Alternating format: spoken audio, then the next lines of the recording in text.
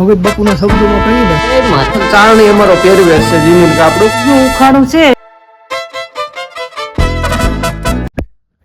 જય સોનલમાં જય મોલો બધાને કેમ છો? બધા મજામાં? આશા રાખું છું કે આપ સ્વસ્થ મસ્ત તંદુરસ્ત અને વ્યસ્ત છો. Welcome back to new video new blog. મિત્રો મસ્ત મજાની સવાર પડી ગઈ છે અને સવારનો ટાઈમ થયો છે 10:30 અને આજના માતાજીના દર્શન પહેલા કરી લ્યો અને કોમેન્ટમાં લખી નાખજો જય મોગલમાં અને જય સોનલમાં. તમને પસંદ આવે તમારો રાજા રીજે તો જ લખજો, કોઈ ફોર્સ નથી, પણ માતાજીનું નામ લખો તો સારું, અમને સારું લાગે ટૂંકમાં. અને ભાઈ અત્યારે ઉનાળો ખીલો છે પૂર બહારમાં, તડકો અત્યારમાં છે ને ધીમે ધીમે વધતો જાય છે અને મમ્મી અને પપ્પા બે બેઠા છે અત્યારે આ જગ્યાએ ફળિયામાં, કારણ કે અહીંયા છે ને લીલો પંખો ચાલુ છે. બોલો ઇન્દુબા. લીલો પંખો ચાલુ છે અને હવા હાઈ ક્લાસ આવે છે, કામ બધું થઈ ગયું છે એટલે મેં કીધું હાલો અહીંયા હવામાં ઘડીક બેહી. જય માતાજી, જય મોગલમાં, જય સોનલમાં, જય બાપા બજરંગદાસ. બાપા બજરંગદાસ. પપ્પા શું કહે છે? લીલો પંખો મજા આવે, પવન આવે? લીલો પંખો છે ને એ કુદરતની ભેટ છે અને ભગત બાપુના શબ્દોમાં કહીને તો વૃક્ષ એ પરોપકારી છે, કારણ કે ઝાડવા પોતે પોતાના ફળ નથી ખાતા, ઉપકારી એના આયતમાં એને એ કેવી કુદરતની રચના છે. ઉનાળામાં પાનખર પછી લીલી વનરાય આવે, એ માનવ જીવનને અને સજીવ સૃષ્ટિને ઉપયોગી થાય એવી કુદરતે અગાઉ રચના રચી છે અને આ બધું આપણે જોઈએ છીએ સામે. વાહ, ખૂબ સરસ વાત કરી. અમે છે ને ભાઈ ગાડી જો અહીંયા રાખીએ છીએ છાંયે, કારણ કે અહીંયા છે ને છાંયો રહેશે મોડે સુધી એટલે તડકો ન લાગે ને એટલા માટે. અને કંઈક પતરાનું થોડોક શેડ કરવાનો વિચાર છે નાનો, કારણ કે ગાડી પડી રહી ને ગામ અમે કરી નાખીએ તો 3 પતરા પડ્યા છે, રાખી દે તો થાય. ક્યાંક પતરા પડ્યા છે, ગાડી ક્યાંક રહી ને એવું ક્યાંક ગોઠવી નાખશું એટલે તડકો ન લાગે ટૂંકમાં. આમ બીજું કંઈ વાંધો નહીં, પણ આ ચોમાસાનો વરસાદ ને લાગે ને એટલે ગાડી અમારી અહીં પડી હોય કાં પછી સામે રાખીએ છીએ, પણ ત્યાં થોડુંક ઓલું લાગે. યુગભાઈ છે ને અમારા આળવિતરા છે એટલે ગાડી માથે ગમે તે સડે ને પડે એવું બધું થાય છે, એટલે અત્યારે તો અહીં રાખીએ છીએ. હું ચોમાસામાં જોઉં કંઈક ગોઠવું છું. સરકારશ્રીએ પણ વનીકરણ માટે અને વનની રક્ષા માટે ખૂબ જ સઘન પ્રયત્નો કરે છે. આવી રીતે સરકારને આપણે પ્રોત્સાહિત કરવા જોઈએ, વૃક્ષ વાવવા જોઈએ. વૃક્ષ તો ભાઈ વાવવા જોઈએ, વૃક્ષ વગરનું જીવન છે ને હાવ નકામું છે.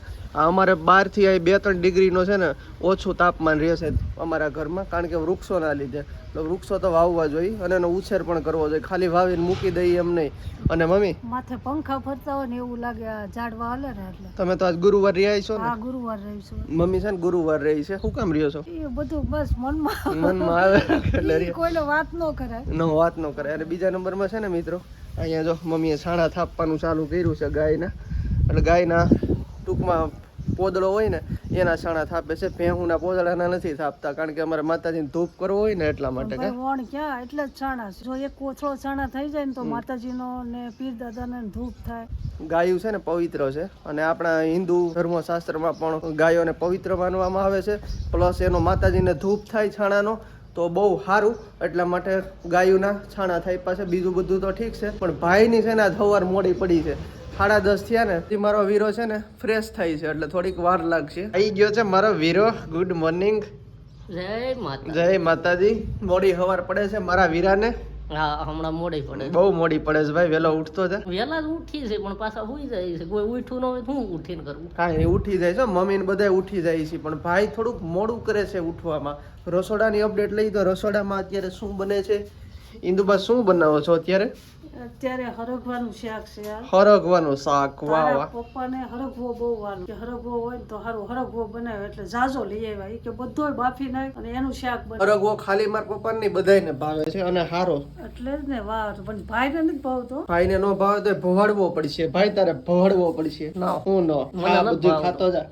ખાવો જોઈએ ને પપ્પા, બધું ખાવું જોઈએ. અરે મારું ઓલું નાનું ટબુડિયું 2 વર્ષનું છે ને, 2 મોઢે ખાય છે. યોગરાજ બહુ યાદ આવે છે પપ્પાને હમણાં. હા, પણ એ 2 મોઢે હરગવાને ઓળખવા વાળા જ ઓળખે. વિટામિન B12 હોય એમાં, એનું પાણી હારું, બરોબર, શીંગુનું શાક હારું અને હરગવાના મૂળનું પાણી હારું. બધું. અને એમ કહેવાય છે કે તમને જો હાંધાનો દુખાવો હોય ને હરગવો ખાવ ને એટલે હાંધાનો દુખાવો મટી જાય. હા, વાહ, મટી જાય. ઘણા ફાયદા છે ઇન્દુબા. એટલે હું એમ જ કરું, હરગવું સારું છે ધોઈ 3 પાણીએ અને પછી બાફી નાખું. બાફી અને વઘારું તો ઈ જ પાણી નાખું. વાહ વાહ. જો એનું પાણી નખાય એટલે એની અંદર વિટામિન્સ હોય એવું ટૂંકમાં કહેવાનું થાય છે. ભાઈ કે બીજું શાક કર. ખાતો જા. હું બીજું ખાય કઈ ખાય નહીં, કઈ પીવે નહીં. ખાવા સવારનો છે ને ભાઈ નાસ્તો કઈ કરતો જ નથી, નકર નાસ્તો મણા કરે. કેટલું ટાઈમ બધા ખાતા હોય હે ભાઈ, કઈ ખાતો મમ્મી પોતે કહે છે પણ મમ્મી પોતે ગુરુવાર રહ્યા છે. લ્યો, એ ભલે ગુરુવારે તું ખાતો રહે. હું ખાતો. અને ભાઈ સકારી અપડેટ લઈ છે. ચકવાળી બેઠો બેઠો મોજ કરે છે ભાઈ. તો મોટું કેવું કરે. ચકલી જો અહીંયા છે. અંદર એના બચ્ચાને ખવડાવે છે. બચ્ચા છે ને ભાઈ નાના નાના એવા મસ્તીના છે ને જોયા અંદર ત્યાં ફોન ન લઈ જવાય કારણ કે નકરી પાછા બી જાય. હા નાના નાના મસ્તીના છે જોઈએ લાઈટ એમાં શું છે કાલ કોમેન્ટ આવી હતી હા. કે તમે છે ને સકામ ને સકી માટે આગે માળો હારો થી આવે છે ને તૈયાર ઈ લઈ આવો. એ અહીંયા દેવડી કુંભાજી છે ને રોડ ઉપર બહુ જાજા માળા મળે છે ક્યાંક થી ગોતશું મળે તો. પણ અમારા સકા સકી છે ને ઊંધા છે એને ઈ માળો ગમતો નથી. આર્ટિફિશિયલ જે બનાવેલો હોય ને ઈ માળો નથી ગમતો. એની રીતે એને એની રીતે બનાવે અને તોડીને આખું ખોખું તોડી નાખ્યું એને. અને મિત્રો બીજું જે ઓલા માળા મળે છે ને એની જગ્યાએ મેં થર્મોકોલ એટલા માટે બનાવ્યો કારણ કે એને ગરમી ન થાય. એટલે થર્મોકોલનો માળો બનાવવાનો બીજો કઈ મતલબ નહીં પણ આમ ગરમી ન થાય અને ઋતુની અસર ઓછી થાય એટલા માટે મેં થર્મોકોલનો બનાવ્યો. પણ એ એને કાપી અહીંથી ઉપરથી હાવ કાપી અને હાવ એની રીતે જ બનાવ્યો છો. એટલે માળો બનાવ્યો તો મેં સારો. મારો ઉદ્દેશ્ય એવો હતો કે એને કંઈક સારું આપું પણ એને કોતરીને એની રીતે બનાવી નાખ્યો. કે આ ઉનાળાની ઋતુમાં કોઈ અકસ્માત થયો હોય સકારે ભગવાન જાણે કાંઈ આવી ગયું હોય પગ પણ એ વિકલાંગ અવસ્થામાં સકીએ એટલું દબાણ કર્યું ને અને સકાએ માળો બનાવવો પડ્યો. બાયુનું એટલું બધું હાલે. બાયુ હોય પણ પશુ પક્ષીમાં બાયુ હોય બધામાં હોય ભાઈ આપણે માણસમાં જ ન હોય કે ભાઈ.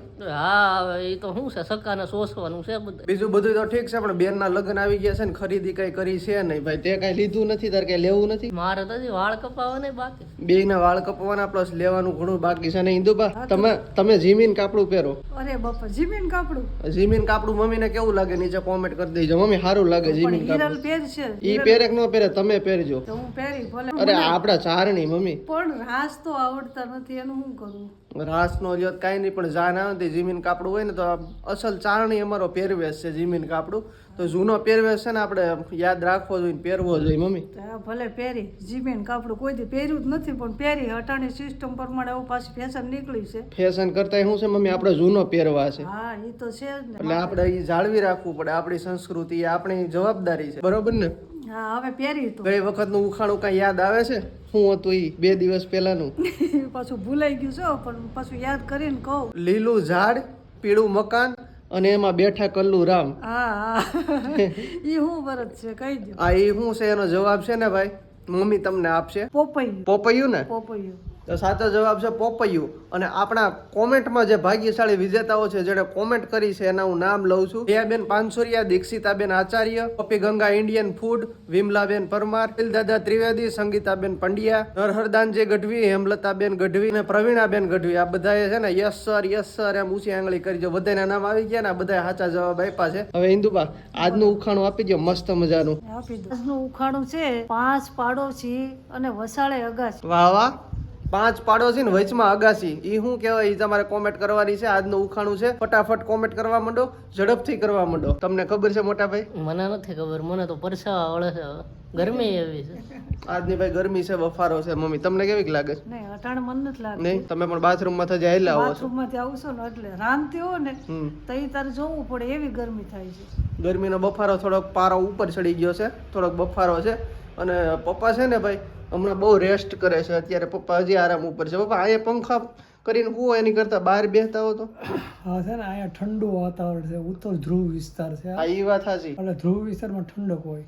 એ વાત સાચી ભાઈ. અહીંયા છે ને ઠંડુ વાતાવરણ રહે છે રૂમમાં કેમિકલના લીધે. અને અહીં બહાર છે ને 3-4 ડિગ્રી વધારે તાપમાન છે એટલે રૂમમાં થોડુંક ઠંડક જેવું છે એટલે વધારે મજા આવે. ઇન્દુબા હું તો રૂમમાં હોતી નથી ભાઈ, બહાર જ હું. મારે પંખો ન જોઈએ. મને પંખા ને એવા ન ગમે અટાણે. આટલી ગરમી છે તો મમ્મી પંખો ન કરે ને એમને હુવે. બોલો છે કોઈ એવું? હું તો ફળિયામાં હોતી. પણ આ ગરમીનું કેમ મમ્મી ની પવન અંદર આવે જો લેરખાન આપણે અહીંયા સાયો રહીશ એટલે ફળિયામાં ખાટલો ઢાળીને હોતી. હમણાં મિત્રો 5-6 જેવું થઈ જાય ને એટલે અહીંયા બધે છે ને ઠંડો પવન વળશે. આ વળતો છાંયો આ બાજુ આવે છે ને અને આમથી ઝાડવાનો ને એવો પવન આવશે.